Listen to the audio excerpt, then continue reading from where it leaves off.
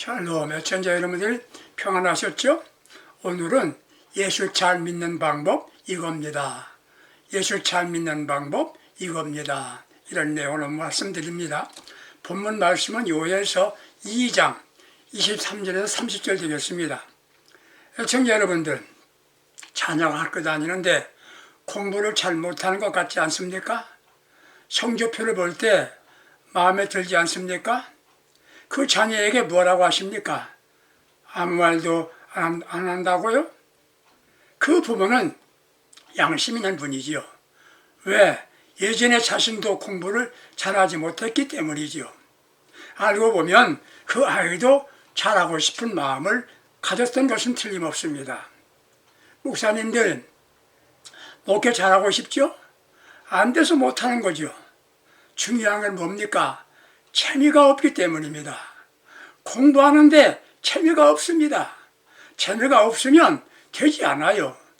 사람 사는데 힘만 든다고 투정합니다. 왜? 재미가 없어서 힘든 겁니다. 나이 드신 분들이 더운 날씨에 어깨에 골프 가방을 메고 골프 치러 가려고 합니다. 실은 위험하지요. 연세 높은 분이 더운 때 골프 치는 거 쉽지 않아요. 그래서 자녀들이 만류합니다. 그래도 가요. 왜 갑니까? 재미있답니다. 세상 사는데 인생 길지 않아요. 재미있게 살아가세요. 그게 잘 사는 방법입니다. 왜 다투고 큰소리치고 못 살겠다고 화내고 소리치며 사니까 마음 상하고 힘들죠. 교회 생활 하시는 신앙인들이요, 교회 생활 재미있게 하세요. 그럼 예수 잘 믿는 겁니다. 그럼에도 재미가 없으니 어떻게 합니까? 방법이 있습니까? 있지요. 먼저 삶의 신앙생활에 여유를 가져야 합니다. 세상을 살아오면서 늘 듣는 말이 있습니다. 지금 시대는 위기라, 이런 말입니다. 세상을 살아오면서 늘 들었던 말이에요. 경제적으로 위기다, 정치적으로 항상 위기였습니다. 그런데 지금까지 잘 살아왔습니다. 쫓기는 삶이 불안이고 그러니까 재미가 없는 겁니다. 요한복음 8장 1절 이하를 보게 되면 가늠하다가 현장에서 붙잡혀온 여인을 정죄하면서 이 여인을 돌로 쳐 죽게 합니까? 살려줘도 되는 겁니까? 질문합니다. 예수님은 어떻게 하셨나요? 정답을 주신 게 아닙니다. 땅바닥에 글을 쓰셨습니다. 죄 없는 자가 돌로 쳐라. 그렇게 썼다는 거 아닙니까? 재담가들의 말에 의하면은 웃기지 말라. 웃기지 마. 너희들 이런 죄 없냐? 이름과 죄 항목을 썼다는 거지요. 다 도망했지요? 예수님은 여인에게 이렇게 묻습니다. 지금 너를 정죄한 자가 있느냐? 없습니다. 예수님 말씀합니다. 다시는 죄를 범하지 말라. 얼마나 여유가 있습니까? 재미있지 않습니까? 또 한 가지는 평안한 마음으로 신앙생활을 해야 됩니다. 예수 믿겠다고 교회 나온 거 아닙니까? 예수 믿는다는 건 모든 것을 예수님께 맡기는 겁니다. 죄와 함께 세상의 모든 염려, 걱정거리를 왜 메고 다닙니까? 재미가 없죠. 믿음이라는 것은 모든 것을 주님께 맡기는 겁니다. 그러면서 첫째, 기쁜 마음으로 예수 믿으시면 됩니다. 요엘서 2장 28절에서 시온의 자녀들아, 너희는 여호와를 인하여 기뻐하며 즐거워할지어다. 그렇게 말씀합니다. 기쁘게 살면 행복입니다. 기쁨으로 신앙생활하면 예수 잘 믿는 겁니다. 기쁨으로 사는 것, 그리스도인의 특권입니다. 그게 행복인 겁니다. 기쁨과 쾌락은 다릅니다. 사람들이 기쁨이 없으니까 쾌락을 찾습니다. 쾌락은 일시적이지만 기쁨은 다릅니다. 신학자 하비 콕스는 이렇게 말했습니다. 현대인은 실용적이며 합리적인 계산으로 삶에 필요한 모든 것을 소유하고 있지만 황홀한 축제의 기쁨은 잊어버렸다고 했습니다. 웃음과 기쁨은 돈이 되지 않습니다. 그러나 돈으로 기쁨을 살 수는 없습니다. 웃음과 기쁨은 실망한 사람에게 소망이 되는 것입니다. 우는 자에게 위로가 되고 실망한 이들에게는 희망이 되는 겁니다. 기쁨으로 예수 믿으면 삶의 새로운 에너지를 얻게 되지요. 고난을 물칠 수 있는 힘이 됩니다.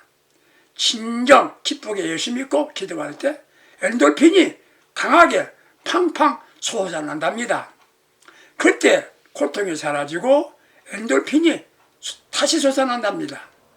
고통은 사라지고 엔돌핀은 암균이나 혈액균을 사멸시키는 역사를 한답니다.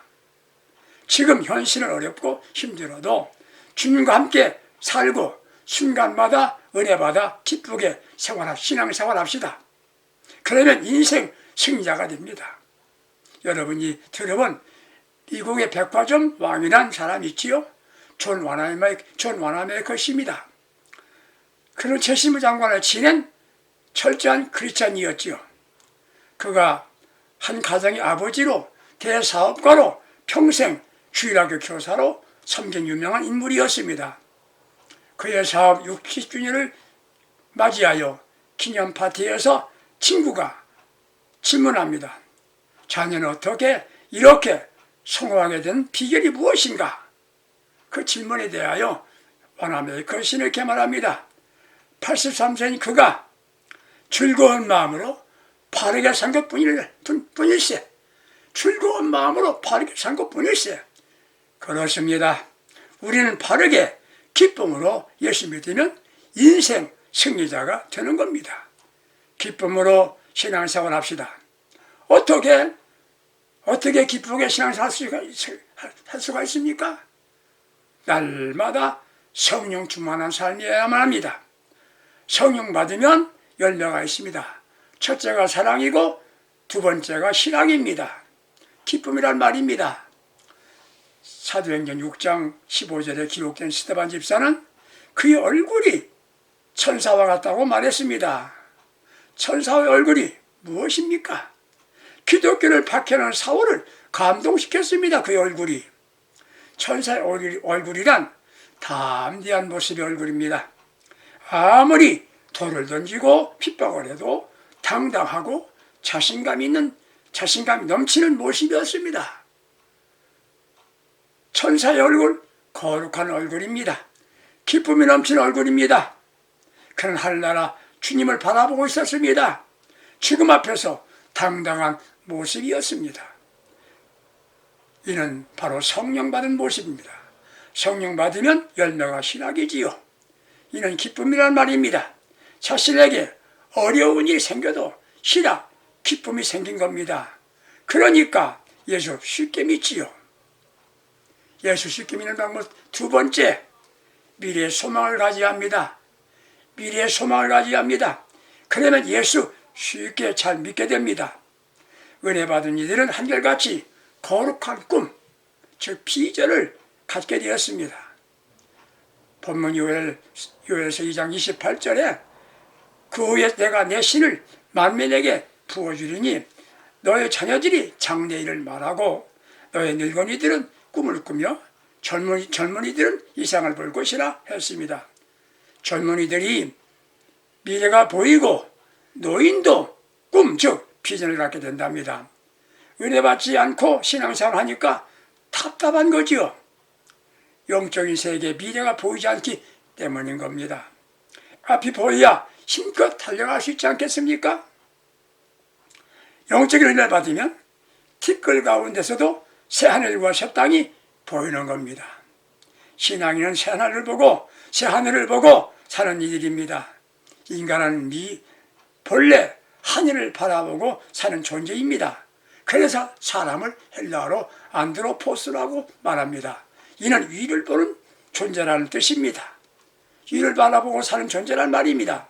그런데 인간이 범죄하고 하늘을 볼 수 없게 되었습니다. 땅을 보며 땅에서 나는 것을 먹고 땅에 기대를 걸고 살다가 힘없이 세상을 떠나고 많은 존재가 되었지요. 성령의 열매를 성령을 받으면 하늘나라를 바라보게 됩니다. 그러기에 세상에 미련이 없게 됩니다. 예수를 바라보고 살기 때문에 힘들지 않습니다. 예수를 잘 믿게 되는 거지요. 꿈을 가진 이는 어떻습니까? 먼저 삶에 분명한 목표가 있었습니다. 가는 길이 이미 정해져 있단 말이지요. 두 번째, 꿈을 가진 이들은 어떠한 경우에도 낙심하지 않습니다. 구약에 나온 요셉은 형제에게 미움을 받고 노예로 팔려갔습니다. 여러 번 어려움 당해도 낙심하지 않았습니다. 왜? 하나님이 주신 꿈이 있었기 때문이지요. 오히려 뜨거운 열정을 갖고 살게 된 겁니다. 시청자 여러분들, 예수 믿으십시다. 날마다 은혜 성령의 은혜를 받고 기쁘게 열심히 되시기 바랍니다. 세 번째, 예수를 쉽게 믿는 방법. 사람들은 쉽게 은혜 받은 사람들은 바로 달라졌기 때문입니다. 교회가 변화됐단 말이지요.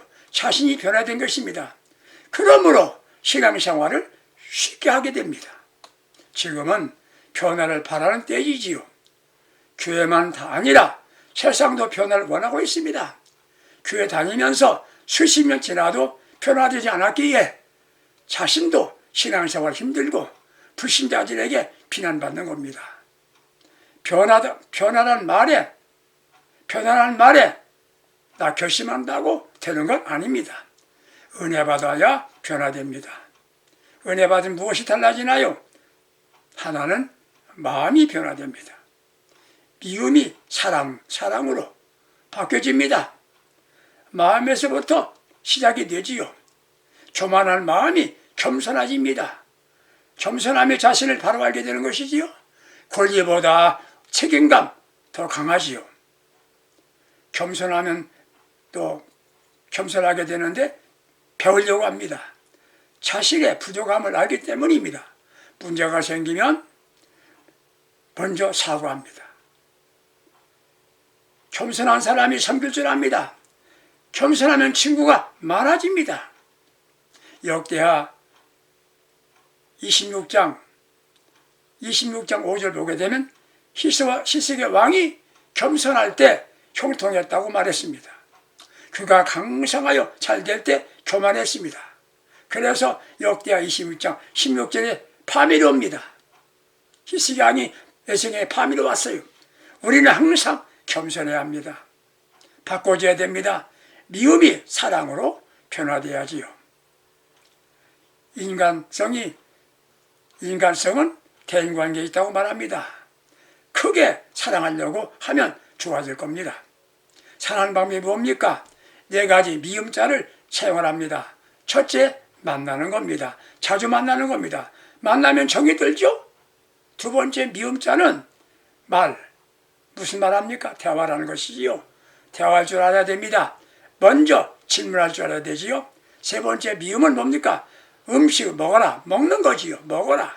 먹을 때 정이 든답니다. 네 번째, 미움은 뭡니까? 같이 목욕하랍니다. 어떻든 자신이 변화되어야 합니다. 첫째는 마음이 변화되고 두 번째는 언어가 달라져야 합니다. 초대교회 성령 충만을 받았을 때 먼저 방언을 했습니다. 방언은 뭡니까? 언어의 변화를 의미합니다. 세상 사람들이 사용하는 말이 아닌 천국에서 사용하는 언어를 방언이라고 말합니다. 세상에는 정치 이야기, 정부 비판하는 말이 아니라 하늘나라 말 나는 몇 명을 전도했습니다. 이렇게 전도하니까 되더라고요. 이게 방언입니다. 그러면서 예수 믿으면 쉽습니다. 비판하면서 비판하는 말이 아니라 칭찬하는 말이 바로 방언입니다. 남편이 아내를 칭찬하세요. 아내는 자기 남편을 자랑하세요. 자녀들에게는 격려만 하세요. 거짓말은 절대 하지 말고 진실을 말하세요. 언어의 변화가 있으면 그 은혜 받은 증거이고 은혜 받고 열심히 믿으면 아주 쉽게 예수 믿게 된답니다. 쉽게 예수 믿게 된답니다. 세 번째 변화받아야 됩니다. 생활이 변화되어야 됩니다. 고상한 말로 라이프 스타일이 달라져야 됩니다. 주님 섬기는 것이 자랑스럽습니다. 전도하면 기쁨이 생깁니다. 어느 권사님은 믿으면 좋은데 가정에서 남편이 밉습니다. 예수 믿는다고 약속하고 결혼했는데 지키지 않았죠. 날마다 아내가 싫어하는 일만 골라서 합니다. 그냥 그 권사님은 속았다고 생각하니까 남편이 얼마나 미운지 몰랐습니다. 속았구나 생각하니 남편이 싫었어요. 어느 날 같은 교회 권사님이 권사님 바람이나 쐬러 가시지요. 바람 쐬러 가십시다. 기도원으로 동행했답니다. 바람 중에 성령 바람 쏘인 겁니다. 마음이 달라졌습니다. 남편이 치근하게 보였습니다. 남편을 사랑합니다. 칭찬합니다. 그 후 어느 주일에 남편이 세수하고 정장하고 밖에서 기다립니다. 아내가 여보 어디 가시려고 그래요? 묻습니다. 남편이 웃으면서 하는 말, 당신 같은 착하고 귀한 사람이 다니는 교회를 나도 한번 가봐야 될 것 같아서. 그 남편이 예수 잘 믿고 후에는 장로가 되었답니다. 애청자 여러분들, 쉽게 쉬는 방법, 첫째는 기쁜 마음으로 신앙생활을 해야 됩니다. 두 번째는 미리 하늘나라 소망을 가지고 신앙생활을 해야 됩니다. 세 번째는 교회 나올 때마다 은혜 받으면 되는 것입니다. 나 자신 은혜 받고 변화되면 모든 것이 달라집니다. 그리고 예수 믿기 쉬워진답니다. 사랑하는 애청자 여러분들, 은혜 받고 쉽게 예수 믿고 천국 가는 복된 믿음의 사람들이 되시기를 주님의 이름으로 축복합니다. 감사합니다.